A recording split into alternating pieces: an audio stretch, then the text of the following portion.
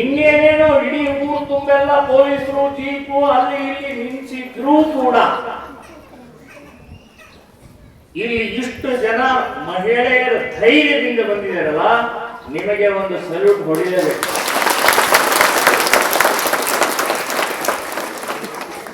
ಇದೇ ಧೈರ್ಯ ಬೇಕಾಗಿದೆ. ಇನ್ನೊಂದು ನಾನು ಹೇಳ್ತೇನೆ, ಇವತ್ತು ಅಲ್ಲಿ ಸೇರಬೇಕಾಗಿತ್ತು, ಅಡವಿ ಸಿದ್ದೇಶ್ವರ ಮಠದಲ್ಲಿ ಸೇರಬೇಕಾಗಿತ್ತು. ಅಲ್ಲಿ ಸರ್ಕಾರ ಪೊಲೀಸರ ಮೂಲಕ ಬೀಗ ಹಾಕಿ 144 ಸೆಕ್ಷನ್ ಹಾಕಿದೆ. ಕೂಡಲೇ ಇವತ್ತು ಬೆಳಗ್ಗೆ 8-9 ಗಂಟೆಗೆ ಎಲ್ಲ ಸ್ಟಾರ್ಟ್ ಆಯ್ತು. ನಮ್ಮ ಮೇಲೆ ಒತ್ತಡ, ನೀವು ಕಾರ್ಯಕ್ರಮ ಮಾಡಂಗಿಲ್ಲ, ನಿಮಗೆ ಬ್ಯಾನ್ ಮಾಡಿದೀವಿ, ನೋಟಿಸ್ ಎಲ್ಲರಿಗೂ ಕೊಟ್ರು. ಇದು ಯಾವ ದೇಶದಲ್ಲಿದ್ದೀವಿ ನಾವು? ಡಾಕ್ಟರ್ ಅಂಬೇಡ್ಕರ್ ಅವರು ಬರೆದಂತ ಸಂವಿಧಾನದ ಸ್ವಾತಂತ್ರ್ಯದ ದೇಶದಲ್ಲಿ ಇದೀವೋ ಅಥವಾ ಇನ್ಯಾವುದೋ ದೇಶದಲ್ಲಿದ್ದೀವಿ? ಏನ್ ಮಾಡ್ತಾ ಇದ್ದೀವಿ? ಒಂದು ಸಣ್ಣ ತ್ರಿಶೂಲು ಕೊಡುವಂತ ಈ ಕಾರ್ಯಕ್ರಮಕ್ಕೆ 1000 ಜನ ಪೊಲೀಸರು ಬೇಕಾ? ನೋಟಿಸ್ ಕೊಡಬೇಕಾ? ಹೆದರಿಸಬೇಕಾ? ಬೆದರಿಸಬೇಕಾ? ನಮ್ಮ ಕಾರ್ಯಕರ್ತರು, ಆಯೋಜಕರು, ಓಡಾಡಿದಂತವ್ರು 1 ತಿಂಗಳಗಟ್ಟಲೆ ಓಡಾಡಿದ್ದಾರೆ. ಇಷ್ಟೆಲ್ಲ ಯಶಸ್ವಿ ಆಗಬೇಕು ಕಾರ್ಯಕ್ರಮ ಅಂತ ಹೇಳಿ ಆ ಕಾರ್ಯಕರ್ತರು ಹಠ ಹಿಡಿದು, ನೀವು ಬ್ಯಾನ್ ಅಲ್ಲ, ನಮ್ಮನ್ನ ಅರೆಸ್ಟ್ ಮಾಡಿದ್ರು ಕೂಡ ನಾವು ಕಾರ್ಯಕ್ರಮ ಮಾಡೇ ಮಾಡೋರು ಅಂತ ಹೇಳಿ ಇವತ್ತು ಇಲ್ಲಿ ನಾವು ಕಾರ್ಯಕ್ರಮವನ್ನು ಮಾಡಿದೀವಿ. ಅಲ್ಲಿಂದ ಇಲ್ಲಿ ಶಿಫ್ಟ್ ಆಗಿದ್ರು ಕೂಡ ಇಷ್ಟು ಜನ ಬಂದ್ರಲ್ಲ. ಯಾರೋ ಹೇಳ್ತಾ ಇದ್ರು ಅವ್ರಿಗೆ, ಇಲ್ಲ ರೀ, ನೀವು ಪ್ಲೇಸ್ ಚೇಂಜ್ ಮಾಡಿದ ತಕ್ಷಣ ಬರುದಿಲ್ಲ ಯಾರು, ಎಲ್ಲ ಅವರು ಮನೆಗೆ ಹೋಗ್ಬಿಡ್ತಾರೆ ಅಂತ ಹೇಳಿದ್ರು.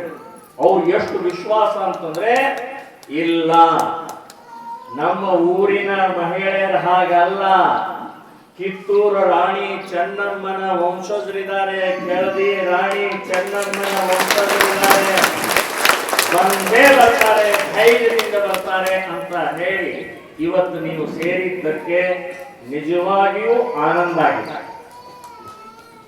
ಬಂದಿದ್ದಕ್ಕೆ ಮತ್ತು ಧೈರ್ಯದಿಂದ ನಾನು ಯಾವಾಗಲೂ ಹೇಳ್ತಾ ಇದ್ದೇನೆ, ನನಗೂ ನೋಟಿಸ್ ಕೊಟ್ಟರು.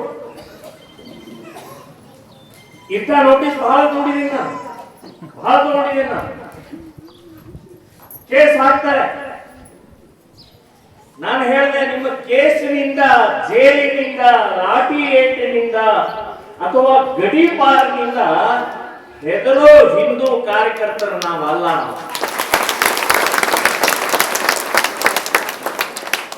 ಆಲ್ರೆಡಿ ನನ್ನ ಮೇಲೆ 121 ಕೇಸ್ ಇದೆ. ಓನ್ಲಿ ನಾಟ್ ಔಟ್, ಇನ್ನೂ ಔಟ್ ಆಗಿಲ್ಲ. ಇವತ್ತು ಕೇಸ್ ಹಾಕ್ಬೋಬೇಕಾದ್ರೆ ನಾನು ಹೇಳ್ತೇನೆ, ಈ ಸರ್ಕಾರಕ್ಕೆ, ಈ ಪೊಲೀಸರಿಗೆ ನಾನು ಹೇಳ್ತಾ ಇದ್ದೇನೆ, 1000 ಕೇಸ್ ಹಾಕಿ ನಿಮ್ಮ ಅಪ್ಪನು ಕೂಡ ತಡೆಯಕ್ಕಾಗಲ್ಲ.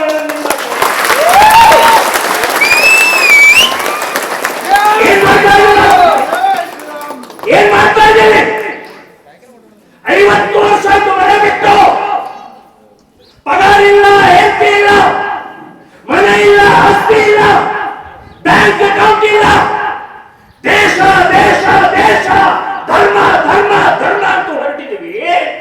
ನಮ್ಮನ್ನು ಕಟ್ತೀವಿ ನೀವು, ನಮ್ಮನ್ನು ತಡಿತೀವಿ, ನಮ್ಮಲ್ಲಿ ಕೇಸ್ ಹಾಕ್ತೀವಿ ನಾವು. ಎಷ್ಟು ದಿನ ನಡೆಯಲಿದೆ? ಎಷ್ಟು ದಿನ ಆಟ ಆಡ್ತಾರೆ? ಇದು ನಡೆಯುವುದಿಲ್ಲ. ನಿಮ್ಮನೆಯಲ್ಲೂ ಹೆಣ್ಣು ಮಕ್ಕಳಿದ್ದಾರೆ. ಈ ರಾಜಕಾರಣಿಗಳು, ನೀವು ಇಲಾಖೆಯ ನಿಮ್ಮನೆಯಲ್ಲೂ ಹೆಣ್ಣು ಮಕ್ಕಳಿದ್ದಾರೆ ಅಂತ ನೆನಪಿಟ್ಕೊಳ್ಳಿ. ಸೊ ಅಂಥವರ ರಕ್ಷಣೆ ಮಾಡಬಾರ್ದು ನಾವು. 2 ವರ್ಷದ ಹಿಂದೆ ನೇಹಾ ಹಿರೇಮಠ್ 19 ವಯಸ್ಸು, ಒಬ್ಬಳೇ ಮಗಳು ಕಾಲೇಜ್ ಹೋಗ್ತಾ ಇದ್ದಾರೆ.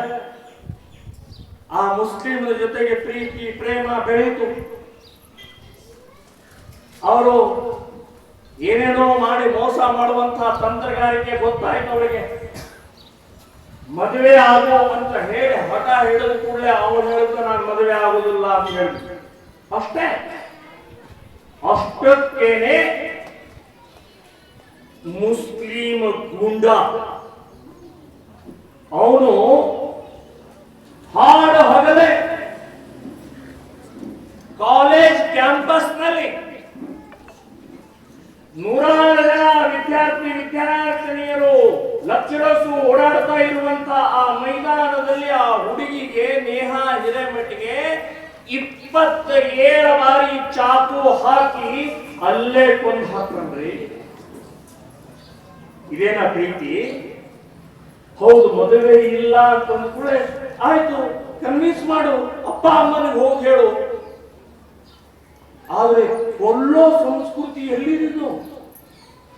ಯಾಕೆ ಚಾಕು ಹಾಕಿದ್ರೆ 27 ಬಾರಿ ರೀ? ಹಾಡು ಹಗಲೇ 4 ಗಂಟೆ ಕಾಲೇಜ್ ಕ್ಯಾಂಪಸ್ ನಲ್ಲಿ ಆ ಎಳೆಯ ಹುಡುಗಿನ ಬದುಕಿ ಬಾಳಿ ಆನಂದವಾಗಿರುವಂತಹ ಆ ಎಳೆಯ ಹುಡುಗಿನ ಒಂದು ಹಾಕುತ್ತಾರೆ ಅಂತನ್ನುವಂತ ಆ ಮಾನಸಿಕತೆ ಅರ್ಥ ಮಾಡಿಕೊಂಡು ನಾವು ಶ್ರೀರಾಮ್ ಸೇನೆ ಸಂಘಟನೆಯವರು ಬಹಳ ಗಂಭೀರವಾಗಿ ತಗೊಂಡಿದ್ದೀವಿ. ನೇಹಾ ಹಿರೇಮಠ್ ಅಂತ ಆ ಹುಡುಗಿನ ಕೊಲೆ ಮಾಡುವಂತಹ ಮಾನಸಿಕತೆಯನ್ನು ತಡಿಲೇಬೇಕು. ಅವತ್ತೇ ನಿರ್ಧಾರ ಮಾಡಿ ಶ್ರೀರಾಮ ಸೇನೆ ಸಂಘಟನೆಯಿಂದ ಸಹಾಯವಾಣಿ ಹೆಲ್ಪ್ ಲೈನ್ ಡಿಕ್ಲೇರ್ ಮಾಡಿದೀವಿ. ನಾವು ದೊಡ್ಡ ದೊಡ್ಡ ವ್ಯಕ್ತಿಗಳು ಮನೆಗೆ ಬಂದು ಭೇಟಿ ಕೊಟ್ಟರು. ಆ ನೇಹಾ ಹಿರೇಮಠ ಮನೆಗೆ ಸಾಂತ್ವನ ಹೇಳುವುದು. ನಮ್ಮ ಸನ್ಮಾನ್ಯ ಮಾಜಿ ಮುಖ್ಯಮಂತ್ರಿ ಸಿದ್ದರಾಮಯ್ಯನವರು ಬಂದು ಹೋದರು. ಅವರು ಹೇಳಿದ್ರು, ಏನ್ ಹೇಳಿದ್ರು? 3 ತಿಂಗಳಲ್ಲಿ ಫಾಸ್ಟ್ ಟ್ರ್ಯಾಕ್ ಕೋರ್ಟಿನ ಮೂಲಕ ನೇಹಾ ಹಿರೇಮಠನ ಕೊಲೆಗಡಕನಿಗೆ ಶಿಕ್ಷೆ ಕೊಡ್ತೀವಿ ಅಂತ ಹೇಳಿದಂತ ಸನ್ಮಾನ್ಯ ಮಾಜಿ ಮುಖ್ಯಮಂತ್ರಿಗಳು 2 ವರ್ಷ ಆಯ್ತು, ಇನ್ನೂ ಶಿಕ್ಷೆ ಆಗಿಲ್ಲ. 2 ವರ್ಷ ಆಯ್ತು. ಮಾಜಿ ಮುಖ್ಯಮಂತ್ರಿಗಳು ಬುರ್ಡೆ ಯಾಕೆ ಶಿಕ್ಷೆ ಆಗಿಲ್ಲ? 2 ವರ್ಷ ಆಯ್ತಲ್ಲ. ಅವನು ಜೈಲಲ್ಲಿದ್ದಾನೆ. ಹುಬ್ಬಳ್ಳಿ ಧಾರವಾಡದ ಸಬ್ ಜೈಲಲ್ಲಿದ್ದಾನೆ. ಆನಂದವಾಗಿ ಫೋನ್ ನಲ್ಲಿ ತನ್ನ ಮನೆಯವರ ಜೊತೆಗೆ ತಮ್ಮ ಗೆಳೆಯರ ಜೊತೆಗೆ ಮಾತನಾಡ್ತಾ ಇದ್ದಾನೆ.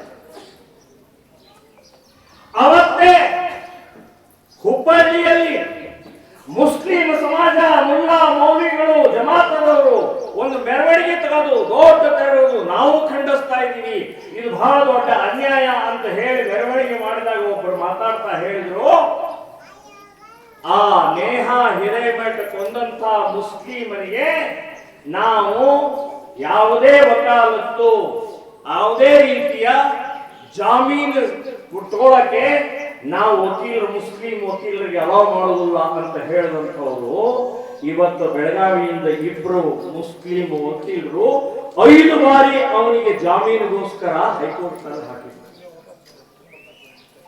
ಅಂದ್ರೆ ಹೇಗೆ ಇವರ ನಾಟಕಗಳು ಯಾವ ರೀತಿಯ ಇದ್ದಾವೆ ಅಂತನ್ನುವಂಥದ್ದು ನಾವು ಗಮನಿಸಬೇಕಾಗಿದೆ. ಮೊದಲೇ ಬಾರಿ ಕೊಟ್ಟಾಗ, 2ನೇ ಬಾರಿ ಕೊಟ್ಟಾಗ ಏನು ಗಲಾಟೆ, ಗಲಭೆ, ಗೊಂದಲ ಏನೂ ಆಗಿಲ್ಲ. ಇಲ್ಲಿ ಹುಕ್ಕೇರಿಯಲ್ಲಿ ಯಾಕೆ ಏನ್ ಗದ್ದಲ ಆಗುತ್ತೆ, ಏನ್ ಗೊಂದಲ ಆಗುತ್ತೆ? ಯಾಕೆ ನೀವು ಇವತ್ತು ನಮ್ಮನ್ನ ತಡೀತಾ ಇದ್ದೀರಿ? ದಯವಿಟ್ಟು ಇಲ್ಲಿ ಬಂದಂತಹ ಎಲ್ಲ ನಾನು ಮಹಿಳೆಯರಿಗೆ, ನಮ್ಮ ತಾಯಂದರಿಗೆ, ಅಕ್ಕಂದರಿಗೆ ನಾನು ಹೇಳೋದು, ದಯವಿಟ್ಟು ಕ್ಷಮಿಸಬೇಕು. ಈ ಸರ್ಕಾರದಿಂದ, ಈ ಪೊಲೀಸ್ ಇಲಾಖೆಯಿಂದ ನಿಮಗೆ ಇವತ್ತು ತ್ರಿಶೂಲ್ ಕೊಡಕ್ಕೆ ಆಗ್ತಾ ಇಲ್ಲ. ನಮಗೆ ಇವತ್ತು ಬ್ಯಾನ್ ಮಾಡಿದ್ರು.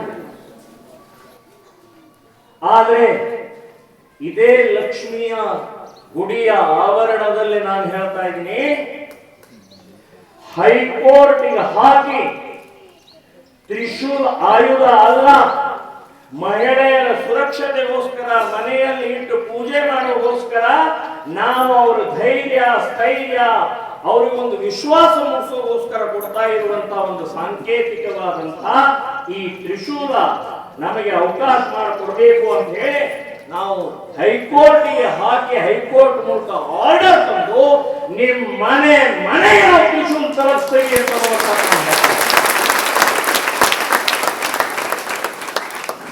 ಹುಕ್ಕೇರಿ ಪ್ರತಿಯೊಂದು ಮನೆಯಲ್ಲಿ ಒಂದು ತ್ರಿಶೂಲ ತರಿಸಿದ್ರೆ ಯಾವ ಅಪ್ಪ ಬರ್ತಾವ ನೋಡೋಣ, ತಡೆಯೋದು ಹೇಗೆ ತಡೀತಾರೆ ನೋಡೋಣ. ಕೋರ್ಟ್ ನಿಂದನೇ ತರ್ತೀವಿ. ಕೋರ್ಟ್ ನಮ್ಮ ಪರವಾಗಿದೆ, ನ್ಯಾಯದ ಪರವಾಗಿದೆ. ಇವತ್ತ ಆ ತ್ರಿಶೂಲು ಹೇಗಿದೆ ಅಂತಂದ್ರೆ ಹಿಡಿಕೆ ಹ್ಯಾಂಡ್ ಅದು ಬಿಟ್ಟು ಮೇಲ್ಗಡೆಗೆ 3 ಇಂಚ್ ಮಾತ್ರ ಇದೆ. ಅದು 6 ಇಂಚ್ ಇದ್ರೆ ಆಯುಧ ಆಗುತ್ತೆ, ಕಾನೂನು ಬಾಹಿರ ಆಗುತ್ತೆ. ಹಿಡ್ಕೊಂಡು ಓಡಾಡಂಗಿಲ್ಲ, ಹಂಚಂಗಿಲ್ಲ. ಆದ್ರೆ ಇದು ಆಯುಧ ಅಲ್ಲ.